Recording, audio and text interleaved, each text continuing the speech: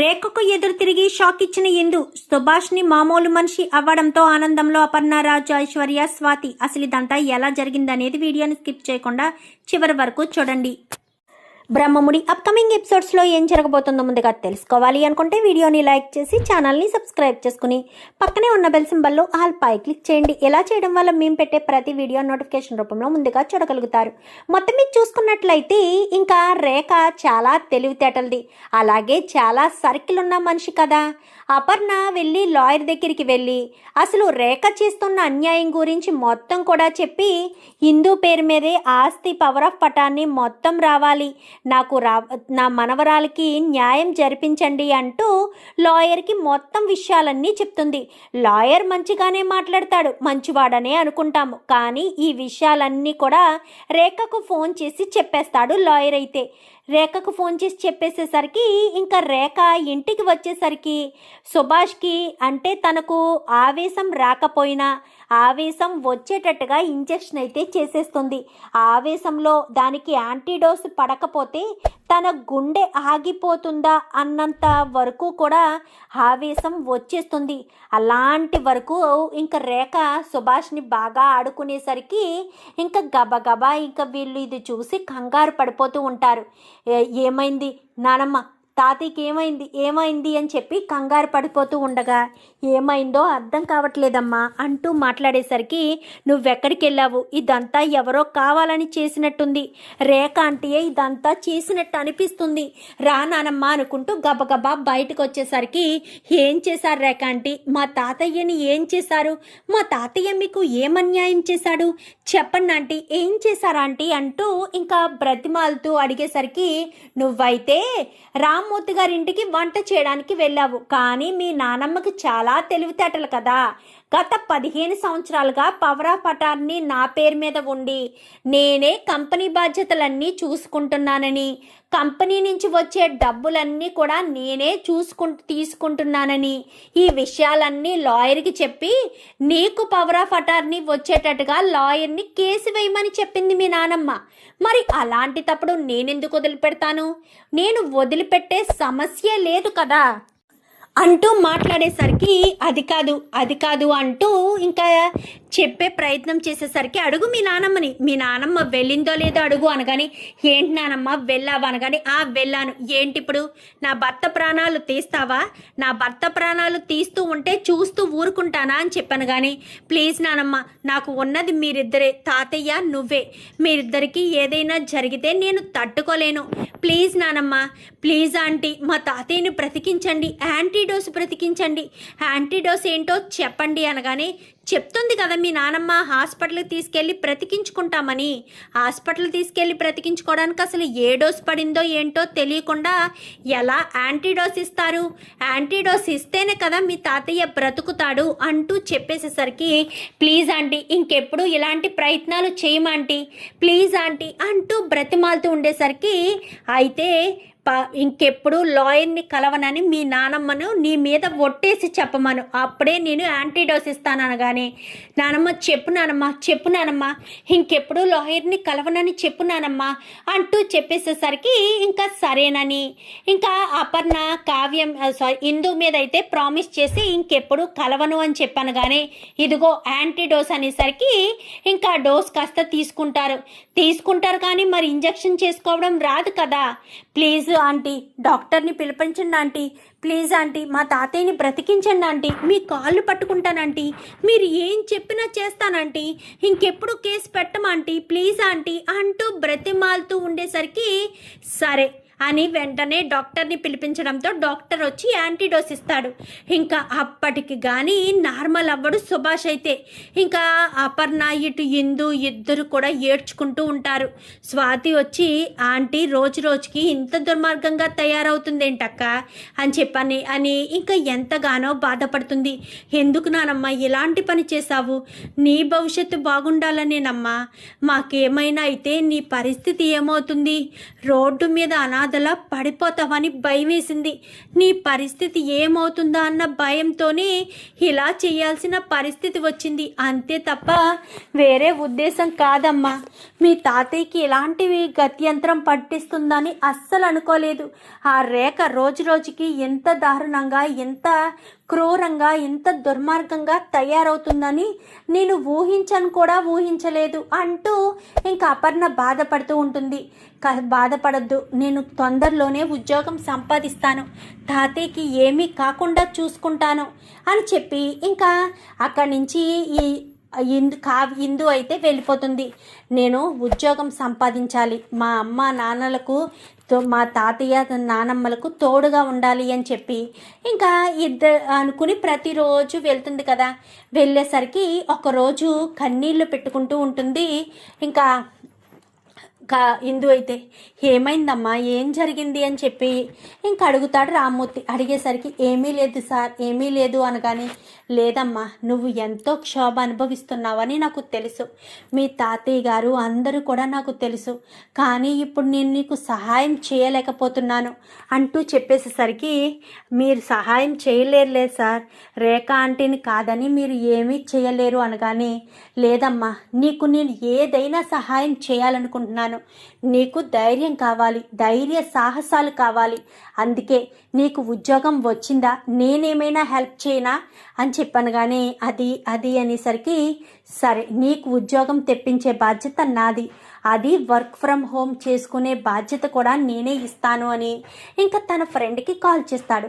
Call చేసేసరికి సరే అని, కానీ ఒక కండిషన్ రా, ఆ అమ్మాయిని నువ్వు ఏదైనా మాట్లాడాలనుకుంటే ఫోన్లో మాట్లాడు, ఫోన్లో ఇంటర్వ్యూ చేయి, ఆ అమ్మాయి ఎవరు అనేది నీకు తెలియకూడదు, తనకి ఏదో ఫ్యామిలీ ప్రాబ్లమ్స్ ఉన్నాయంట, నువ్వు నా ఫ్రెండు కాబట్టి, నా ఫ్రెండ్ గురించి నాకు తెలుసు కాబట్టి, ఇలా కష్టాల్లో ఉన్న వాళ్ళని నువ్వు ఎంకరేజ్ చేస్తావు కాబట్టి నీకు ఫోన్ చేశాను అనగాని, తప్పకుండా రా, ఆ అమ్మాయి ఉందా అని చెప్పాను. కానీ ఉందిరా అని చెప్పనేసరికి తనకి ఫోన్ ఇచ్చిన తర్వాత ఇంటర్వ్యూ స్టార్ట్ చేద్దామమ్మా అని చెప్పాను. కానీ అలాగే సార్ అని ఇంటర్వ్యూ స్టార్ట్ చేస్తారు. అడిగిన దానికి టపీ మని క్వశ్చన్స్ ఆన్సర్స్ చెప్పేస్తూ ఉంటుంది ఇందు.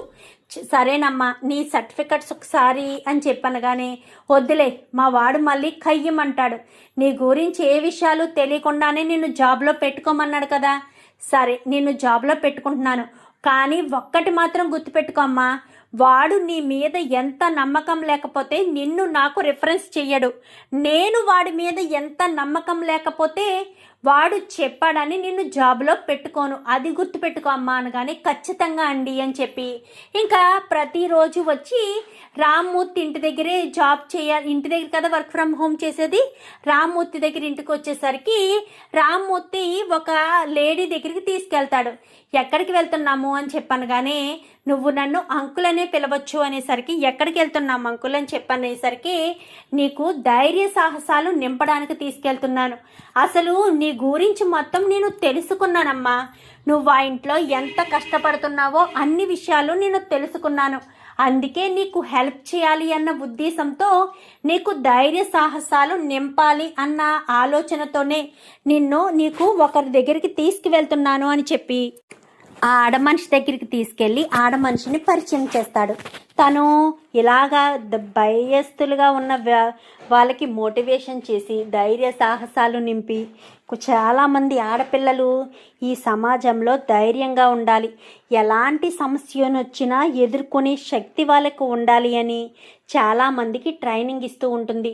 నువ్వెక్కడ జాయిన్ అవ్వాలి అనగాని, సార్ ఫీజు అనేసరికి, చూడమ్మా ఈవిడ ₹1 కూడా ఫీజు తీసుకోదు, కానీ ధైర్యాన్ని నింపి పంపిస్తుంది, నీకు కావాల్సిన ధైర్యం వస్తుంది, ఎవరినైనా ఎదిరించగల శక్తి నీకు వస్తుంది, నువ్వు ఎవరినైనా ఎదుర్కోగలవు, నీ ధైర్య సాహసాలు నీకు చాలా ముఖ్యమంటూ ఇంకా ఆయన అయితే ప్రతిరోజు అక్కడికి తీసుకొచ్చి ట్రైనింగ్ ఇప్పించి ఆయనే దగ్గరుండి మరి అక్కడికి తీసుకుని వెళ్తూ ఉంటాడు. ఇంకా ఎప్పుడైనా ఫోన్ చేసినప్పుడు చక్కగా వండి పెడుతుంది. ఆ అమ్మాయి నేను బయటికి వేరే పని మీద వచ్చాము, నేను మళ్ళీ చేస్తాను అంటూ ఫోన్ పెట్టేయడం, అలా అవాయిడ్ చేయడం ఇంకా చాలా బాగా రామ్మూర్తి గారు అయితే సపోర్ట్ చేస్తారు. ఇందుకైతే ఇంకా ఉద్యోగం కూడా చేసుకుంటుంది. ఉద్యోగం చేసుకునేసరికి, సార్ అంటే ఆయనతో ఫోన్లోనో లేదంటే మెయిల్స్ ద్వారానో మాట్లాడుతుండేసరికి సార్ నాకు ఏమనుకోకపోతే మా తాతయ్య గారికి ఆపరేషన్ చేయించాలి సార్ అనగానే ఏంటి ఆపరేషనా, ఏంటి మీ తాతయ్య గారి ప్రాబ్లం ఏంటి అంటూ అడిగేసరికి అంటే మన కంపెనీ తరపున హెల్త్ ఇన్సూరెన్స్ పాలసీ ఉంటుంది. ఇలా ఎవరికైనా రిలేటివ్స్కి వాళ్ళకి ఇంకా గార్డియన్ అనుకున్న వాళ్ళకి ఏదైనా ప్రాబ్లం వస్తే కంపెనీ మొత్తం భరించి వాళ్ళే ఆపరేషన్ చేయిస్తారు అని చెప్పనేసి కంపెనీ ఆపరేషన్ చేయిస్తుందనేసరికి అయితే ఇప్పుడే మా తాతయ్య గారి రిపోర్ట్స్ మీకు పంపిస్తాను అని చెప్పి వెంటనే రిపోర్ట్స్ పంపిస్తుంది. రిపోర్ట్స్ పంపించేసరికి రిపోర్ట్స్ అన్నీ చూసి నేను డాక్టర్ గారితో ఒక్కసారి మాట్లాడి నీకు ఏ విషయం చెప్తానమ్మా ఇందు అని చెప్పాను. కానీ చాలా థ్యాంక్స్ సార్ ఈరోజు వర్క్ కంప్లీట్ అయిపోయింది అనగానే ఏంటి అప్పుడే కంప్లీట్ అయిపోయిందా, నువ్వు నిజంగా జెట్ స్పీడ్లో వర్క్ చేస్తున్నావమ్మా అంటూ వీళ్ళిద్దరూ కూడా చాటింగ్ రూపంలోనే ఇద్దరు కూడా మాట్లాడుకున్న తర్వాత మరుసటి రోజు ఉదయాన్నే ఇంకా మహాలక్ష్మి అమ్మమ్మ నానమ్మ తాతయ్య ఇంకా మనకు మంచి రోజులు వచ్చాయి, ప్రతిరోజు కూడా మీకు నచ్చినట్టు వండుకుని తినవచ్చు, ఎవరికి ఏ అనుమానం రాకుండా జాగ్రత్తగా ఉండండి అంటూ మాట్లాడేసరికి ఏంటమ్మా ఏం చేస్తున్నావు అనగానే నేను ఒక పెద్ద ఆయన ఇంట్లో ఉంటున్నాను, ఆయన నాకు మార్షల్ ఆర్ట్స్ అన్నీ నేర్పిస్తున్నారు, అదే చెప్పాను కదా రామ్మూర్తి గారు, మరొక ఆయన దగ్గరేమో ఆయనేమో కన్న బిడ్డలా చూసుకుంటున్నారు, ఆయన దగ్గరేమో ధైర్య సాహసాలు నేర్చుకుంటున్నాను అంటూ చెప్పేసేసరికి పోనీలే ఇందు నువ్వు ఎప్పుడూ ధైర్యంగా ఉండాలి అని చెప్పి ఇంకా అనుకుంటుంటుంది. ఒకరోజైతే ఇంట్లోని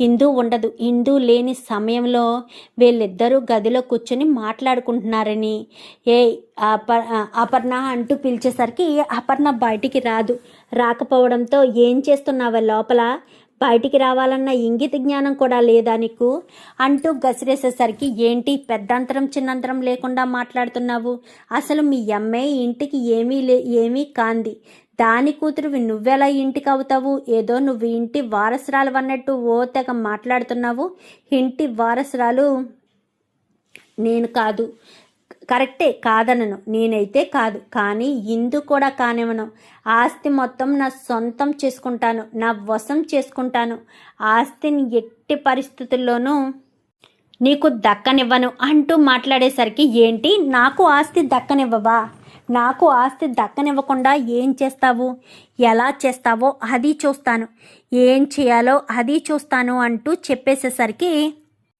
ఇంకీలోపు హిందూ కాస్త వస్తుంది. హిందూ వచ్చేసేసరికి హిందూ ఇలా గుమ్మంలో అడుగు పెట్టడంతో ఏం చూస్తావే నువ్వు, నీ ప్రాణాలు కూడా తీస్తానని ఇలా చెయ్యెత్తి చెంప పగలగొట్టి పీక పట్టుకుందాము అన్న ఉద్దేశంతో చెయ్యి ఇలా ఎత్తేసరికి హిందూ గబగబా వచ్చి రేఖ చేతిని పట్టుకుంటుంది. ఆ పట్టుకోవడం ఉక్కు అంటే ఉడుం పట్టినట్టుగా పట్టుకుంటుంది. పట్టుకునేసరికి ఒక్కసారిగా షాక్ అయిపోతుంది. వదిలిందు అని చెప్పాను కానీ వదలాలా, మా నానమ్మ ఏం తప్పు చేసిందని మా నానమ్మ మీద చెయ్యెత్తుతున్నారు, మా నానమ్మ ఎప్పుడూ తప్పు చేసే మనిషి కాదు, మీరు మా నానమ్మ మీద చెయ్యెత్తవలసిన అవసరం మీకే ఉంది, ఎందుకు చెయ్యెత్తుతున్నారు అంటూ గట్టిగా మాట్లాడేసరికి హే వదలవే చెయ్యా అనగానే వదలాలా, ఎందుకు వదలాలి చెయ్యా, ఎట్టి పరిస్థితుల్లో చెయ్యి వదిలేదే లేదు, వదిలిపెట్టను కూడా అంటూ గట్టిగా మాట్లాడుతుంది. వదలవే అనగానే చెయ్యి విరిచి ఇలా వెనక్కి ఇదిలించేసరికి ఏంటే ఎంత గట్టిగా చెయ్యి పట్టుకుంటున్నావు, నిన్ను మాత్రం ఎట్టి పరిస్థితుల్లో వదిలిపెడతాననుకుంటున్నావా, వదిలిపెట్టను అనగానే మీరేంటి నన్ను వదిలిపెట్టేది అంటూ ఆ చేతిని మళ్ళీ పట్టుకుని వెనక్కి విరిచేస్తుంది. విరిచేయడంతో ఏం చేస్తున్నావు అనగానే మళ్ళీ భ్రమరామ్మను కూడా పట్టుకుంటుంది. ఇంకొకసారి పిచ్చి వేషాలు వేశారంటే మాత్రం మర్యాదగా ఉండదు, మాటలు పడుతున్నాను కదా అని నోటుకొచ్చినట్టల్లా మాట్లాడినా, మా తాతయ్య నానమ్మల జోలికి వచ్చినా ఈపి చీరేస్తాను అర్థమవుతుందా అంటూ మాట్లాడేసరికి ఐశ్వర్య వచ్చి ఏం చేస్తున్నావు అనగానే చెంప పగలగొడుతుంది. నీతో పాటు చెప్తున్నాను, ఎవరైనా పిచ్చి వేషాలు వేసినా మా తాతయ్యని మా నానమ్మని ఏదో అనాలని ప్రయత్నించినా కానీ మర్యాదగా అయితే ఉండదు, వాళ్ళకి మామూలుగా అయితే ఉండదు. తర్వాత మీ ఇష్టం అంటూ ఒక్క గసిరి రా నానమ్మ అంటూ లోపలికి తీసుకువెళ్ళిపోతుంది. అమ్మ ఇందు నువ్వేనా ఎప్పుడు అది కసురుకున్నా కొట్టినా ఎప్పుడు కూడా పట్టించుకునేదానివి కాదు. వాళ్ళ పాపాను వాళ్ళే పోతారు నానమ్మ అంటూ సైలెంట్గా ఊరుకునేదానివి. ఇప్పుడేంటి అలా రెచ్చిపోయావు అనగానే ఎన్ని రోజులు సైలెంట్గా ఊరుకోవాలి, ఎన్ని రోజులు ఇలా బానిసలా బ్రతకాలి? అందుకోసమని ఒక్కసారి ఎదురు తిరిగి చెయ్యి తిరగేస్తే మళ్ళీ చెయ్యి లేవడానికి కూడా ఉండదు. ఆ చెయ్యి అక్కడికే విరిగిపోతుందని భయం వేస్తుంది అని చెప్పనేసరికి నీలో ఇంత ధైర్యం నింపినందుకు నాకు చాలా సంతోషంగా ఉంది. రేపటి నుంచి ఇంకా చూస్తావు కదా, నువ్వు అనుకున్నట్టుగానే పవర్ ఆఫ్ అటార్నీ నా పేరు మీదకి వస్తుంది నానమ్మ. ఆస్తి మొత్తం నా పేరు మీదే ఉంది కాబట్టి పవర్ ఆఫ్ అటార్నీ కూడా నా పేరు మీదకే వస్తుంది. నువ్వు చూస్తూ ఉండు. నువ్వు నన్ను ఆ కోరికే కదా కోరావు, తాతయ్యని మళ్ళీ మామూలు మనిషిని చేస్తాను అంటూ చెప్పేసేసరికి సరేనని ఇలా బెడ్రూమ్లోకి వెళ్ళిన తర్వాత ఆ సార్ హెచ్ఆర్ సార్ ఫోన్ చేస్తారు. అమ్మా ఇందు అని చెప్పాను కానీ చెప్పండి సార్ చెప్పండి, మీ ఫోన్ కోసం మీరు చెప్పే మాట కోసమే ఎదురు చూస్తున్నాను, చెప్పండి సార్ అని చెప్పాను. కానీ మీ తాతయ్య గారికి ఆపరేషన్ చేయడానికి మా కంపెనీ ఒప్పుకుంది. కంపెనీ నుంచి ఎటువంటి రూపాయి కూడా ఆశించము, ప్రతి ఒక్క రూపాయి కూడా కంపెనీయే భరిస్తుంది. అట్లీస్ట్ హాస్పిటల్ బిల్లులు, ఫీజులు, మెడిసిన్స్, అక్కడ మీరు ఫుడ్ తినడానికి ప్రతి ఒక్కటి అదే చేసుకుంటుంది. కానీ ప్రతి దానికి బిల్స్ సబ్మిట్ చేస్తే సరిపోతుందమ్మా అని చెప్పాను. కానీ తప్పకుండా సార్, మా తాతయ్య గారిని బ్రతికిస్తున్నారు, మళ్ళీ మామూలు మనిషిని చేస్తున్నారు, మా తాతయ్య లేచి నిలబడాలని నేను ఎంతగానో ఆశపడుతున్నాను. మా తాతయ్యను నాకు చూపించండి మేడం అంటూ అనేసరికి ఖచ్చితంగా అమ్మా, ఖచ్చితంగా మీ తాతయ్యను నీకు చూపిస్తాను. నువ్వు మాత్రం ఎట్టి పరిస్థితుల్లోనూ బాధపడద్దు, భయపడద్దు. నువ్వు భయపడటం వల్ల ఎలాంటి ఉపయోగం లేదు. ఎప్పుడు జాయిన్ అవ్వాలో, ఎలా జాయిన్ అవ్వాలో, ఎప్పుడు తీసుకురావాలో అన్నీ నేను చెప్తానమ్మా అనగానే చాలా థ్యాంక్స్ సార్ అనగానే, అమ్మా ఇందు, నిన్ను రామ్మూర్తి జాయిన్ చేసిన తర్వాత నువ్వు చేసే వర్క్ డెడికేషన్ అంతా కూడా నాకు నచ్చింది. రామ్మూర్తి మంచి వ్యక్తిని తీసుకొచ్చి నాకు ఎంప్లాయిని చేశాడని చాలా సంతోషంగా ఉంది. అందుకే నీకు నేను ఇంత సహాయం చేస్తున్నాను.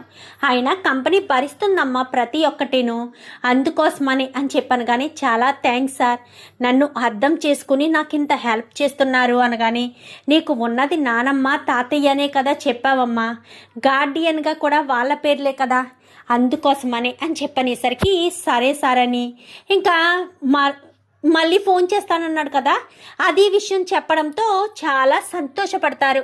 మీ తాతయ్య మామూలు మనిషి అయితే మనకు కొండంత అండగా ఉంటుందనగానే, నాతో ఏం అవసరం ఉంది, నా మనవరాలే కొండంత అండగా నాకుంటుంది, ఒకరికొకరు తోడుగా ఉంటాము అని చెప్పి ఇంకా సుభాష్ అనేసరికి అవును నిజమే, హిందూ అక్కలో ఈవేళ కొత్త హిందూ అక్కను చూశాను. ఎప్పుడు హిందూ అక్క భయపడుతూ బ్రతిమాలుతూ ఉండేది, ఈరోజు వార్నింగ్ల వరకు వచ్చిందంటే హిందూ అక్క ధైర్య సాహసాలకు మెచ్చుకోవాల్సిందే అని చెప్పి స్వాతి అయితే చెప్తుంది. ఇంకా ఆయన మరుసటి రోజు మెయిల్ చేస్తాడు. అమ్మ సుమారు 11 గంటల సమయంలో హాస్పిటల్కి తీసుకురండి అమ్మా అని చెప్పనేసరికి సరే అనగానే, అయ్యో 11 గంటల సమయంలో అంటే మీ అమ్మ గట్ట ఉంటారు కదా అని చెప్పాను. కానీ ఒక ఆలోచనక, మీరు ఇల్లు దాటి వెళ్తే సరిపోతుంది కదా, ఇల్లు దాటిన తర్వాత వాళ్ళకి తెలిసినా ఏం కాదు, ఎందుకంటే ఈ లోపు తాతయ్య గారు మామూలు అయిపోతారు కాబట్టి. సో అందుకని రేపు 11 గంటల సమయంలో ఎలాగా రేఖ ఆంటీ ఉండదు, ఎవరు ఉండరు, మా అమ్మ మాత్రమే ఉంటుంది, మా అమ్మ మా నాన్న మాత్రమే ఉంటారు కాబట్టి వాళ్ళిద్దరిని డైవర్ట్ చేస్తాను. మా నాన్నను నేను హెల్ప్ అడుగుతాను, ఖచ్చితంగా మా నాన్న డైవర్ట్ చేస్తాడు అనేసరికి సరేనని ఇంకా స్వాతి డైరెక్ట్ బయటకు వస్తుంది. బయటకు వచ్చేసరికి నాన్న అని చెప్పాను. కానీ ఏంటమ్మా స్వాతి అనేసరికి, నాకు ఒక హెల్ప్ చేస్తావా నాన్న, నువ్వు అడిగితే ఏదైనా చేస్తానమ్మా చెప్పు అనగానే, రేపు 10:30-11 గంటల సమయంలో అమ్మ హాల్లో ఉండకూడదు. నీకు తెలియందేముంది, పాపం తాతయ్య గారు ఎప్పటి నుంచో అలా మంచానికే పరిమితమైపోయారు. తాతయ్య గారిని ఇందు అక్క హాస్పిటల్లో చూపిస్తుంది, అందుకోసం బయటికి వెళ్ళాలి అంటే అమ్మ లంక ముందు లంకినీలా కూర్చుంటుంది కదా నాన్న అని చెప్పనేసరికి నవ్వుకుంటారు. ఇప్పుడు రేపు 10:30 సమయంలో మీ అమ్మ హాల్లో ఉండకూడదు, అంతే కదా, నేను చూసుకుంటా, ఓకే, నువ్వేం టెన్షన్ పడకు అని చెప్పి ఇంకా మరుసటి రోజు ఉదయాన్నే రేఖ సుమారు 10 వరకు ఇంట్లోనే ఉంటుంది. మామూలుగా అయితే 10కే వెళ్ళిపోతుంది. ఇంకా వెళ్ళట్లేదు. రేఖ వెళ్ళిన తర్వాత ఈవిడ గారు కూర్చుంటారు. మొగుడు ఎంత ఇరిటేట్ చేసినా అక్కడే కూర్చుని ఉంటుంది. ఏంటి ఇక్కడే ఉన్నావు, నాకు టీ తీసుకురా, కాఫీ తీసుకురాను, కానీ నాకేం తీసుకురాను, నాకు తలపోటు వస్తుంది, నువ్వే కాఫీ టీ పెట్టి తీసుకురా అని చెప్పాను కానీ నేనా అని చెప్పాను కానీ నువ్వు కాకపోతే ఎవరు తీసుకొస్తారు, నేను వెళ్తున్నాను గదిలోకి, నువ్వు కాఫీ కానీ టీ కానీ పెట్టి తీసుకురా, కాఫీ కావాలా టీ కావాలా అని కానీ కాఫీ పెట్టి తీసుకురా అని చెప్పనేసరికి గదిలోకి వెళ్ళిపోతుంది. తనకి భ్రమరాంబకున్న ప్రాబ్లం ఏంటంటే ఏదైనా పని చెప్తే తలపోటు వస్తుందని ఎదుటి వాళ్ళకి ఆ పని అప్పగిస్తుంది. ఆ కిటిక తెలిసే తన భర్త అలా చెప్పేసరికి గదిలోకి వెళ్ళిపోవడంతో అమ్మ స్వాతి అనగానే నాన్న అనగానే వెళ్ళమను, మీ అమ్మ గదిలోకి వెళ్ళింది, నేను టీ తీసుకొచ్చి ఇచ్చినా మీ అమ్మ గదిలోంచి బయటికి రాదు, సుమారు ఆ గదిలోనే 2-3 గంటలు ఉంటుంది, మీరు వెళ్ళండి అని చెప్పనేసరికి సరే నాన్న, థ్యాంక్ యూ నాన్న అని వీళ్ళంతా కూడా బయలుదేరి ఆటో కట్టించుకుని వెళ్ళిపోతారు. వెళ్ళిపోయేసరికి ఇంకా ఇది గదిలోకి వెళ్ళింది కదా, గదిలోనే నిద్రపోతుంది. హాస్పిటల్కి వెళ్ళిపోయిన తర్వాత వాళ్ళు అమ్మ ఇందు అని చెప్పి మేనేజర్ అప్పుడు కనిపిస్తాడు. సార్ అని చెప్పాను కానీ నేను మీకు తెలుసా అనేసరికి చూశానమ్మా, రామ్మూర్తి నాకు నీ ఫోటో పంపించాడు, నిన్నే అడుగుదామనుకున్నాను, రామ్మూర్తే అర్థం చేసుకుని ఫోటో పంపించాడు అనేసరికి చాలా థ్యాంక్స్ సార్, ఈయనే మా తాతయ్య సుభాష్, దుగ్గిరాల సుభాష్ అనగాని ఏం పేరన్నారు, దుగ్గిరాల సుభాష అంటే Swaraj group of company MD, అదే రాజు వాళ్ళ నాన్నగారు కదా అని చెప్పాను కానీ అవును తనెవరో కాదు, రాజు వాళ్ళ అమ్మాయి అని చెప్పనేసరికి ఏంటి స్వరాజ్ కూతురా, తనెవరో నాకు తెలియకపో, రాజ్ కూతురా, నేను అసలు ఆ అమ్మాయిని చూడలేదు, ఆ అమ్మాయిని చూసినా ఈ అమ్మాయిని ఎక్కడో చూసినట్టుంది, తను అచ్చం కావ్యలా ఉంది కదా, అవును అచ్చం వాళ్ళ అమ్మ పోలికే అనేసరికి నిజంగా మీరని నాకు తెలియదు, ఇదేదో ముందే చెప్పుంటే నేను ఎప్పుడో మీకు హెల్ప్ చేసేదాన్ని కదమ్మా, మీ నాన్నగారు మీ తాతయ్య గారు నాకు ఎంతగానో హెల్ప్ చేశారు, సీతారామయ్య గారు అంటే నాకు చాలా గౌరవం, ఆయన ఎంతోమంది పేదవాళ్లకు సహాయం చేశారు, నాలాంటి ఎంతోమంది చదువుకోవడానికి కష్టపడిన వాళ్ళకి చదువు సహాయాలు అన్నీ చేశారు, నీలాంటి అమ్మాయి నా దగ్గర పనిచేస్తుందా, నాకు చాలా సంతోషంగా ఉందని చెప్పి ఆయన రండి సుభాష్ గారు అని చెప్పి ఆపరేషన్ థియేటర్లో కాస్త తీసుకెళ్ళి మొత్తం డాక్టర్కి మొత్తం చెప్తారు, ఆయన్ని మామూలు మనిషిని చేయాల్సిన బాధ్యత మీదే, ఎంత ఖర్చు అయినా పర్వాలేదు, వాళ్ళకు ₹1 కూడా వేయొద్దు, వాళ్ళు ఏదో ప్రాబ్లంలో ఉన్నారు అని చెప్పి బయటకు వచ్చిన తర్వాత మొత్తం వాళ్ళకున్న ప్రాబ్లం ఏంటి అన్నీ కూడా వివరంగా అడిగి తెలుసుకుంటాడు. అవి తెలుసుకున్న తర్వాత ఆ రుద్రాణి గారి అమ్మాయి ఎంత చేస్తుందా, మరి మీరు ఆ లాయర్ దగ్గరికి వెళ్ళలేదమ్మా అని చెప్పాను కానీ వెళ్ళాం బాబు, ఏమీ ఉపయోగం లేకుండా పోయింది, ఆ రేఖకే ఫోన్ చేసి మరీ లాయర్ చెప్పేశాడు అనేసరికి సరేనమ్మా ఇందు, మన కంపెనీ లాయర్ ఉంటారు కదా వాళ్ళని ప్రొవైడ్ చేస్తాను, మీరు ఏవైనా డీటెయిల్స్ చెప్పాలి ఉంటే హిందూకు ఫోన్ చేసి చెప్పండి, హిందూ ద్వారా నేను అతనితో కాంటాక్ట్ అయ్యి నేను మీకు చేస్తాను, హిందూకి న్యాయం జరగాలి, హిందూకి న్యాయం జరగడానికి నేను ఏ రకంగా అయినా సహాయం చేస్తాను అని చెప్పి ఇంకా వ్యక్తి చెప్పేసేసరికి చాలా సంతోషపడిపోతారు వీళ్ళైతే.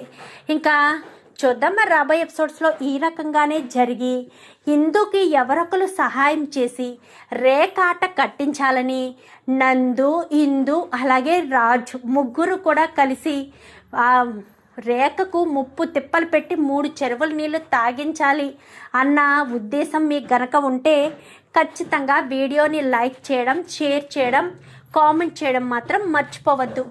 రాజు ఇటు ఇందు ఇద్దరు ఒకటవ్వాలని, రుద్రాని ఉన్నన్ని రోజులు బాధ పెట్టారు కాబట్టి ఇప్పుడు రేఖ వచ్చింది కాబట్టి రేఖ కోరలు అనగొట్టాలని మీరు కూడా కోరుకుంటే వీడియో నచ్చితే లైక్ చేసి ఛానల్ని సబ్స్క్రైబ్ చేసుకోండి. Thank you for